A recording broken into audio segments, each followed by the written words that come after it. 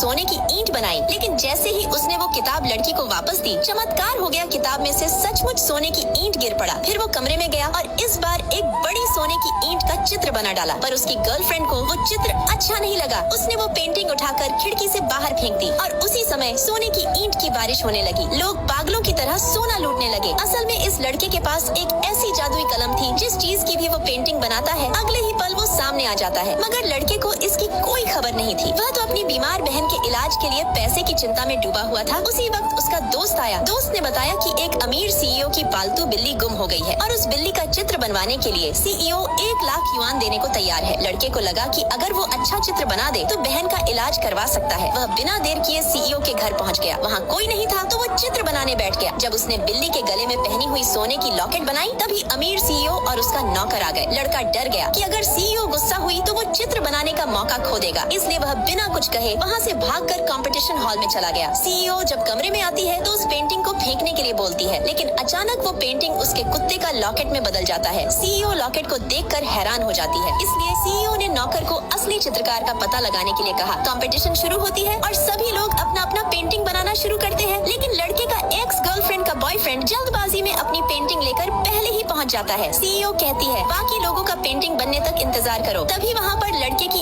Ex girlfriend आ जाती है और उसका मजाक उड़ाते हुए कहती है कि उसका चित्र तो बिल्ली जैसा नहीं बल्कि बिल्ली की पोटी जैसी है। इतना कहते हुए वह लड़के की पेंटिंग फाड़ने की कोशिश करती है, लेकिन लड़का अपनी बहन की जान बचाने के लिए इनाम जीतना चाहता है, इसलिए वह उस लड़की और उसके बॉयफ्रेंड को डांट देता है कि उसके चित्र को हाथ न लगाएं। सीईओ ने जब लड़के की पेंटिंग देखा तो वो तुरंत पहचान गई। उसने कहा हूबहू उसके कुत्ते जैसे पेंटिंग बनाई है। लड़के की एक्स गर्लफ्रेंड के बॉयफ्रेंड को बर्दाश्त नहीं हुआ और वो उसकी पेंटिंग को फाड़ दिया। तभी अचानक एक बड़ा सा कुत्ता सामने आ गया और उस पर हमला करने लगा। पार्ट 2 के लिए कमेंट करें।